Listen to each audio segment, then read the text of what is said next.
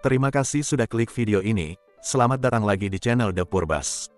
Apa kabar kalian hari ini? Semoga semua dalam keadaan sehat, segala urusan berjalan lancar, semoga rencana dan cita-cita kalian diberi kemudahan oleh Yang Maha Kuasa hingga tercapai. Amin. Channel The Purbas sudah beberapa kali membawakan kasus yang berasal dari negara Korea Selatan. Sama seperti kali ini, saya kembali akan membawakan kisah nyata dari negeri gingseng itu. Namun bedanya, kisah ini lebih menarik karena motifnya sangat nyeleneh, dan jumlah korban pelaku ini menjadi yang terbanyak dalam sejarah kejahatan di Korea Selatan. Namun sebelum mulai, saya mau wanti-wanti bagi kalian yang perutnya gampang mual. Beberapa detail dari kasus ini bisa mengundang rasa tidak nyaman, jadi kalau kalian sensitif atau memiliki trauma dengan detail-detail terkait aksi kekerasan dan pembunuhan, sebaiknya jangan lanjutkan menonton video ini. Kita langsung masuk ke ceritanya sekarang. Yoo Yong-chul, pembunuh berantai paling produktif dari Korea Selatan.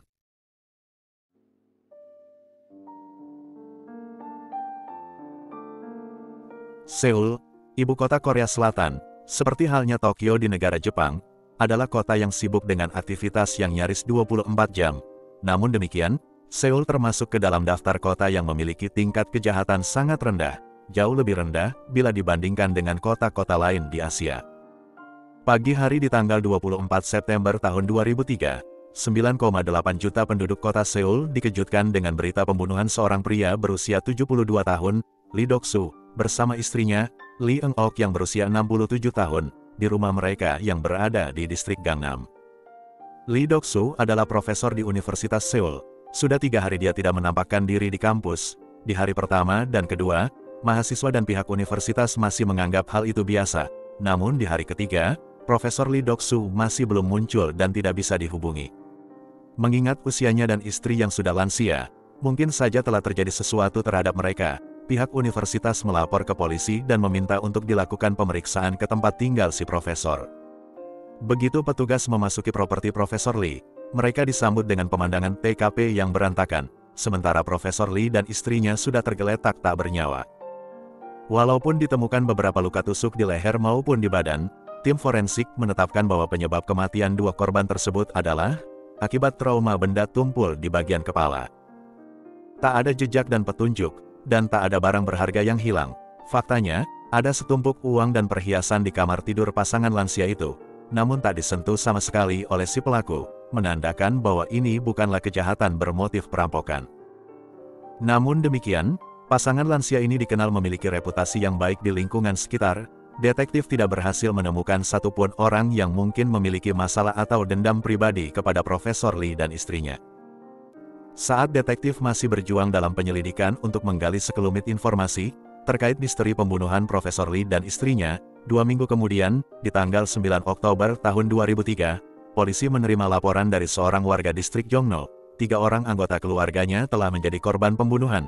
Seorang lansia berusia 85 tahun, Kang Eung-sun, bersama dengan menantu perempuannya, Lee Suk-jin yang berusia 60 tahun, dan cucu laki-lakinya yang berkebutuhan khusus, Go Jin-so 35 tahun. Detektif yang menangani kasus ini langsung melihat kesamaan dengan kasus sebelumnya di distrik Gangnam. Para korban tewas akibat trauma benda tumpul, dan tidak ada satupun barang berharga yang diambil. Suami korban pulang kerja mendapati pintu rumah dalam keadaan terbuka. Begitu pria ini masuk ke dalam, dia menemukan istri, menantu, dan cucu laki-lakinya sudah meninggal. Polisi menelusuri sekeliling rumah dan lingkungan sekitar, namun lagi-lagi, tidak ada petunjuk maupun saksi sama sekali. Tak ditemukan orang yang mungkin memiliki motif untuk membunuh para korban. Sekarang, detektif polisi Seoul menangani 2 kasus pembunuhan yang kejadiannya hanya berselang 2 minggu, polanya sama, tapi tak ada petunjuk sedikitpun untuk mengungkap 2 kasus tersebut. Namun ternyata, 2 kejadian itu hanyalah permulaan.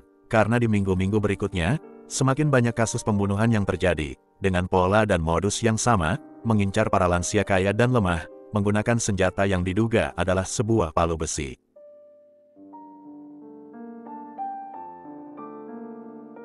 Tepat 1 minggu kemudian, di tanggal 16 Oktober tahun 2003, jam 1.30 siang, seorang pria menelpon layanan darurat, melaporkan bahwa dia datang mengunjungi rumah ibunya, Yoo Jun-hee, yang berada di distrik Gangnam, mendapati wanita 60 tahun itu kritis babak belur. Saat itu korban masih bernafas, namun setengah jam kemudian Lee Yun-hee meninggal.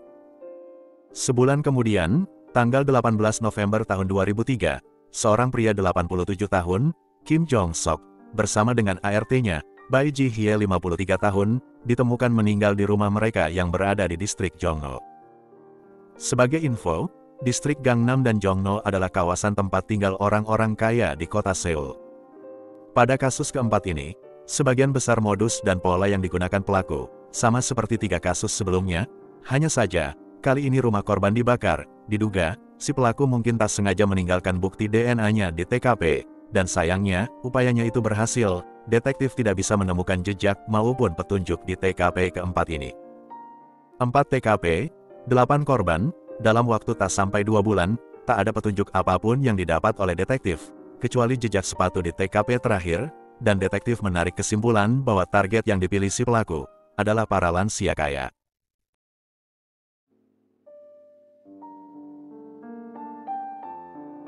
Sejak pertengahan bulan November tahun 2003, detektif melakukan investigasi intensif, namun tak banyak hasil yang didapat. Di masa itu, penggunaan kamera CCTV belum umum digunakan oleh rumah-rumah, tapi ada beberapa tempat usaha yang sudah memasang kamera pengawas di depan toko mereka. Dari lingkungan dekat TKP terakhir, detektif berhasil memperoleh rekaman kamera CCTV yang menunjukkan keberadaan seorang pria sedang berjalan hanya beberapa menit dari waktu kejadian pembunuhan di TKP. Namun lagi-lagi, temuan tersebut tak membawa dampak yang besar dalam pengungkapan kasus ini, karena kualitas video yang tidak terlalu jernih, dan posisi pria yang diduga adalah pelaku berjalan membelakangi kamera. Dengan perkembangan investigasi yang sangat lambat, Kepolisian Kota Seoul selanjutnya memutuskan untuk membagi informasi ini kepada masyarakat, walaupun hal itu tentu sangat beresiko menimbulkan keresahan publik, tapi mungkin saja ada hasil yang bisa dicapai dengan keputusan itu, dan setidaknya, warga kota bisa waspada karena si pembunuh berantai masih berkeliaran di luar sana. Pemerintah menawarkan hadiah uang sebesar 1 juta won, bagi siapa saja yang bisa memberikan informasi hingga berhasil menangkap si pelaku. Sepertinya, tindakan ini membuat si pelaku jadi waspada. Sepanjang bulan Desember tahun 2003, tidak ada rumah atau lansia kaya yang diserang maupun dibunuh. Namun muncul kejadian-kejadian baru yang membuat investigasi kasus ini tertunda, dan para detektif harus fokus dengan kasus pembunuhan berantai baru. Pada tanggal 11 Desember tahun 2003, seorang wanita eskort dilaporkan menghilang. Nama dan identitas lainnya tidak dipublikasikan, dan polisi menangani kasus itu layaknya kasus orang hilang biasa. Hingga 2 bulan kemudian, eskort tersebut belum berhasil ditemukan. Di tanggal 9 Februari tahun 2004, malah muncul kasus pembunuhan eskort lain yang bernama Chung Young-dae, 47 tahun, di distrik Namdong, yang dibunuh dengan cara dicekik. Menyusul di tanggal 16 Maret tahun 2004, seorang eskort lain berusia 23 tahun, Kwon Jin-hee, ditemukan tewas mengenaskan dalam keadaan dimutil dan terbungkus plastik hitam, tergeletak di rel kereta api di dekat Universitas Sogang. Sebulan kemudian di tanggal 14 April tahun 2004, eskort berusia 44 tahun, An Jae-sun, ditemukan tewas hangus di sebuah mobil yang terbakar di dalam bungkusan plastik. Dari bulan Februari hingga bulan April tahun 2004, sudah ada 3 eskort yang ditemukan tewas dengan cara yang sadis. Polisi yang masih kesulitan dengan investigasi kasus pembunuhan berantai dengan korban para lansia kaya, kini harus berhadapan dengan pembunuh berantai baru, yang memangsa para wanita kupu-kupu malam. Namun aksi si pembunuh berantai ini tidak selesai di bulan April, karena 3 bulan berikutnya, makin banyak eskort yang dilaporkan menghilang, dan 9 eskort berhasil ditemukan, dalam kondisi yang mengenaskan, dibunuh dan dimutil. Pelacuran di kota Seoul, seperti juga di kota-kota lain di beberapa negara, adalah aktivitas ilegal dan melanggar hukum, namun pada prakteknya, pelacuran akan tetap menjamur selama permintaan pasar masih ada. Pemerintah dan aparat hukum Korea, khususnya polisi, yang seharusnya memberantas pelacuran, malah terkesan menutup mata dan membiarkan saja praktik prostitusi, dan tak jarang, ada oknum polisi yang malah menjadi pelanggan para eskort, dan menjadi backing para mucikari. Pada tanggal 15 Juli tahun 2004, jam 2 dini hari, salah satu rumah bordil di distrik Red Light Seoul, menerima permintaan layanan eskort ke rumah. Beberapa eskort dari rumah bordil ini sudah ada yang menghilang sebelumnya, jadi mereka kini cenderung lebih berhati-hati menerima panggilan layanan ke rumah.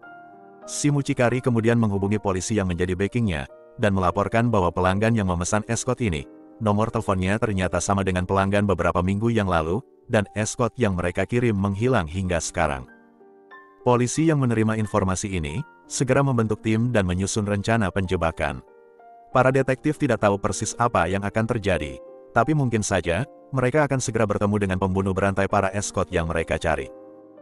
Sesuai rencana, seorang escort dikirim ke alamat yang disebutkan pemesan, namun tak jauh dari wanita itu, ada belasan polisi yang mengintai.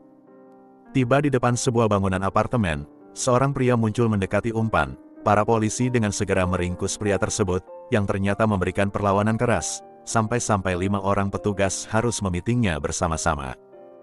Saat sedang diringkus, pria tersebut seperti tersedak sesuatu, yang ternyata, di dalam mulutnya ada gumpalan kertas berisi iklan dan nomor telepon rumah bordil di mana dia memesan escort. Sepertinya tindakan itu dia ambil sebagai upaya untuk menghilangkan barang bukti. Pria ini kemudian dibawa ke kantor polisi, dan berhasil diidentifikasi. Hasil pemeriksaan sidik jarinya mengungkap bahwa dia adalah Yu Yong-chul, penjahat kambuhan yang sudah sering keluar masuk penjara.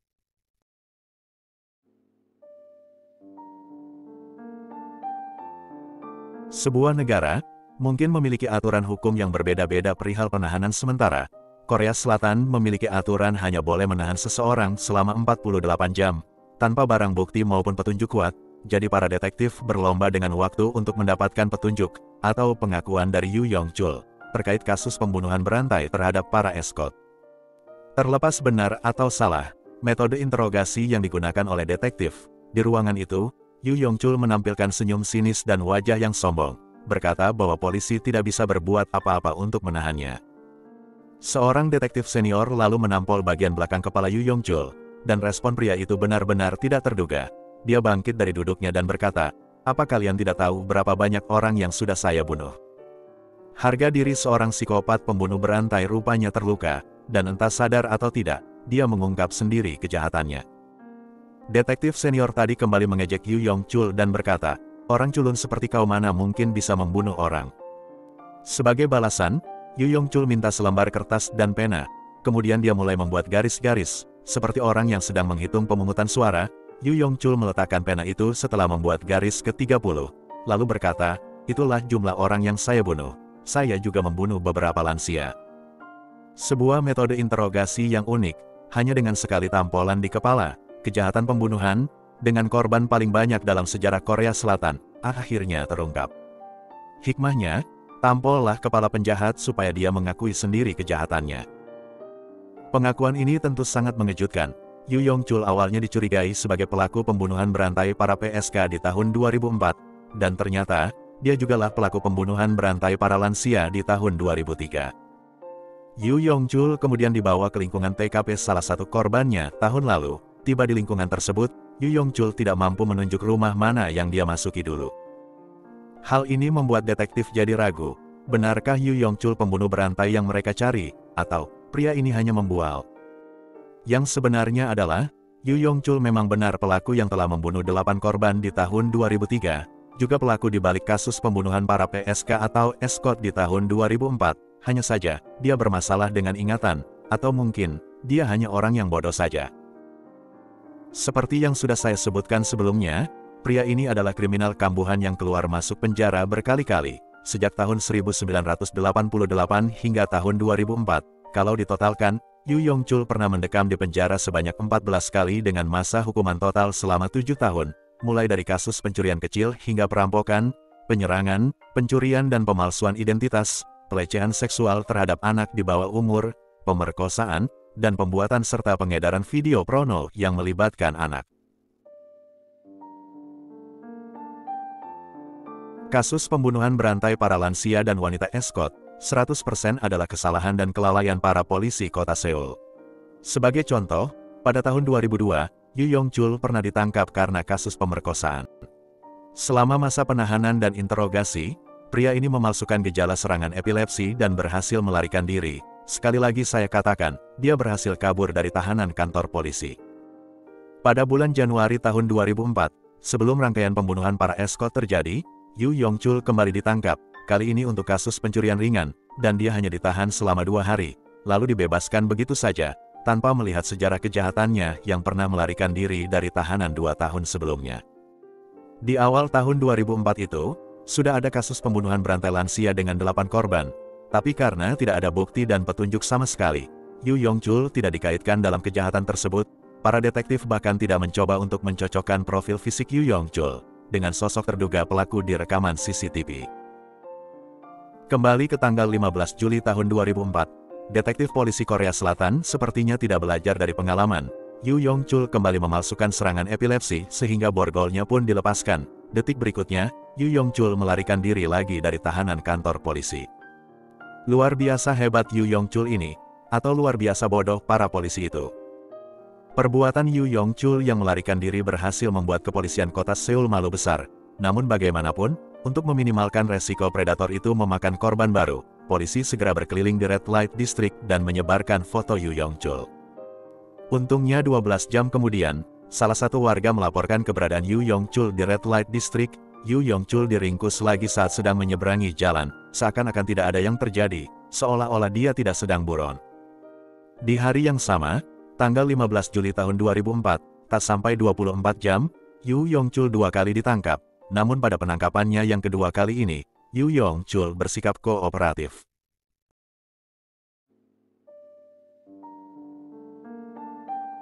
Yu Yong-chul kembali ke ruang interogasi.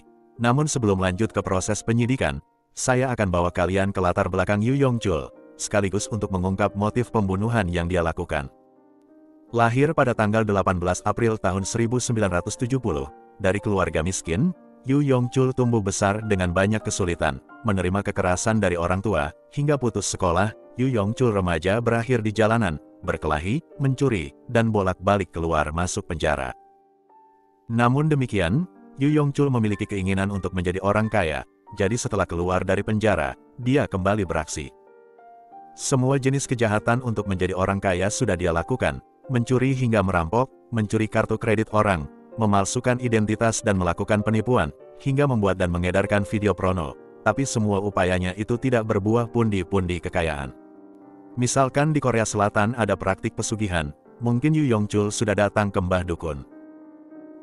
Dia merasa telah sangat bekerja keras, tapi tetap saja tidak kaya-kaya, sementara orang-orang di kawasan elit itu, seperti tidak melakukan apa-apa, tetap saja kaya 7 turunan.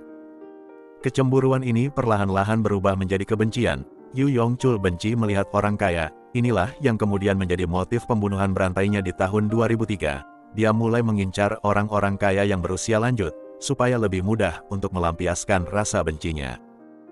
Yu Yong-chul menyerang para korban bermodalkan palu besi seberat 4 kg. Setelah itu dia membuat TKP seolah-olah telah terjadi perampokan yang berujung pembunuhan. Hanya saja, Yu Yong-chul tidak mengambil uang atau barang berharga apapun di rumah korbannya. Lalu mengapa Yu Yong-chul juga mengincar para kupu-kupu malam untuk rangkaian pembunuhan escort? Begini ceritanya. Meskipun dia merasa kalau hidupnya sangat tidak beruntung, Yu Yong-chul pernah menikah di tahun 1992 dan memiliki seorang putra. Namun karena muak dengan dia yang sering berurusan dengan polisi, si istri pergi meninggalkan Yu Yong-chul membawa putra mereka yang saat itu baru berusia beberapa bulan. Setelahnya, Yu Yong-chul tidak pernah lagi menikah atau menjalin hubungan serius. Dari tahun 1988 hingga awal tahun 2000-an, Yong-chul melakukan banyak aksi kejahatan untuk menjadi orang kaya, dan selalu berakhir dengan kegagalan, hingga akhirnya dia menyerah dan mulai melakukan semacam balas dendam terhadap orang-orang kaya. Setelah menghabisi 2 korban di TKP keempat pada bulan November tahun 2003, Yong-chul sempat menghentikan aksinya, karena selain polisi sudah menyebarkan informasi rekaman CCTV, di waktu yang sama, Yong-chul menjalin hubungan bersama seorang wanita. Kekasihnya ini berprofesi sebagai terapis pijat plus-plus, yang tidak punya skill pijat, hanya ahli plus-plusnya saja. Si kekasih ini kemudian tahu tentang latar belakang Yu Yong-chul yang sering keluar masuk penjara, lalu memutuskan untuk tidak menemui Yong-chul lagi. Hal itu membuat Yong-chul murka. Di kemudian hari dalam interogasi, dia mengaku telah membunuh kekasihnya itu. Setelahnya, Yong-chul kembali menjalin cinta baru. Lagi-lagi, wanita yang menjadi kekasihnya adalah seorang escort, dan ketika kekasihnya bekerja melayani pelanggan, Yong-chul menganggapnya sebagai sebuah perselingkuhan. Namun beruntungnya wanita itu, sebelum Yong-chul menghabisinya, dia memutuskan komunikasi dan menghilang. Ditinggalkan istri, dan 2 kali dicampakkan oleh escort, membuat Yu Yongchul membenci perempuan, khususnya yang berprofesi sebagai escort. Menurut Yongchul, wanita baik-baik seharusnya tidak menjual diri. Dan sejak awal tahun 2004 itulah, Yongchul melanjutkan aksi pembunuhannya dengan menargetkan para escort atau PSK sebagai korbannya. Yongchul mulai beraksi di bulan Februari tahun 2004 dengan memesan layanan escort atau pijat plus panggilan. Saat calon korbannya tiba di apartemen Yongchul, mereka melakukan hubungan badan, kemudian Yongchul menghabisi para korbannya hingga tewas. Ada yang dicekik di atas ranjang, ada yang dihabisi saat sedang membersihkan diri di kamar mandi. Setelahnya, Yongchul memasukkan korbannya ke dalam bathtub, memutil bagian kepala lalu digantung di dinding, kemudian Yongchul memutil tubuh mereka menjadi beberapa bagian. Berbeda dengan para korban lansia yang ditinggalkan di TKP, para korban escort ini, kecuali 3 korban pertama, semuanya Yongchul kubur di kawasan sepi di luar kota Seoul. Ketika dibawa ke apartemennya dan ke lokasi penguburan para korban, Yongchul menampilkan raut wajah datar tanpa ekspresi. Dan ketika satu persatu kuburan itu dibongkar, ternyata ada beberapa bagian tubuh yang hilang. Yongchul mengaku bahwa dia memakan beberapa bagian tubuh korban, terutama bagian hati. Dalam interogasi, Yongchul mengaku bahwa dia setidaknya telah membunuh 30 orang. Namun dalam penyidikan, bukti dan petunjuk yang didapat polisi, hanya bisa mengaitkan Yu Yongchul pada 20 korban, 8 korban dari kasus pembunuhan lansia, dan 12 korban dari kasus pembunuhan escort.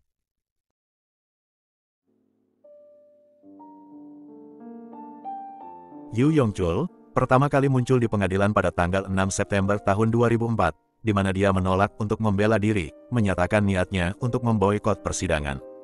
Dia meminta maaf kepada keluarga para korban, tapi juga mengklaim bahwa dia akan terus membunuh, andai tidak tertangkap. Yongchul mengaku bersalah, tidak mau didampingi pengacara dan ingin langsung divonis mati. Namun siapalah dirimu Chul, mau ngatur-ngatur hakim segala. 2 minggu kemudian, Yongchul dibawa lagi ke persidangan. Kali ini, dia kembali berulah dengan menyerang 3 orang hakim, hingga persidangan itu pun ditunda. Malam hari di tanggal 3 Oktober tahun 2004, dalam upayanya untuk menghindari persidangan, Yongchul melakukan bunuh diri namun berhasil digagalkan petugas. Besoknya, tanggal 4 Oktober tahun 2004, sidangnya kembali digelar, dan lagi-lagi, Yongchul membuat kegaduhan dengan menyerang keluarga korban yang duduk di kursi pengunjung. Jaksa menuntut hukuman mati bagi Yu Yongchul. Dan pada tanggal 13 Desember tahun 2004, hakim menyatakan Yu Yongchul bersalah atas 20 pembunuhan, hakim kemudian menjatuhkan vonis hukuman mati bagi Yu Yongchul. Vonis ini mengejutkan publik dan memicu perdebatan mengenai hukuman mati di Korea Selatan, karena meskipun hukuman mati masih diperbolehkan berdasarkan undang-undang, namun hukuman mati belum pernah dilaksanakan sejak tahun 1997. Ada kemungkinan pemerintah akan menghapus hukuman mati setelah kasus Yu Yongchul, namun publik Korea masih menginginkan supaya hukuman mati tetap diberlakukan, apalagi kalau bukan untuk menghukum orang-orang seperti Yu Yongchul ini. Menanggapi vonis matinya, Yu Yongchul mengucapkan terima kasih kepada jaksa dan hakim, karena dia ingin segera mati. Tapi rupanya Yu Yongchul belum bisa tersenyum bahagia, di masa sekarang, setelah 20 tahun, keinginannya untuk mati belum tercapai. Hingga saat ini, Yu Yongchul masih ditahan di penjara kota Seoul, masih menunggu sampai hari eksekusinya ditetapkan. Itulah tadi kisah nyata kasus kriminal kita pada hari ini, coba sampaikan pendapat kalian di kolom komentar. Terima kasih sudah menonton video ini hingga selesai, jaga kesehatan selalu, dan sampai jumpa lagi di kisah nyata kasus kriminal berikutnya, dari channel The Purbas.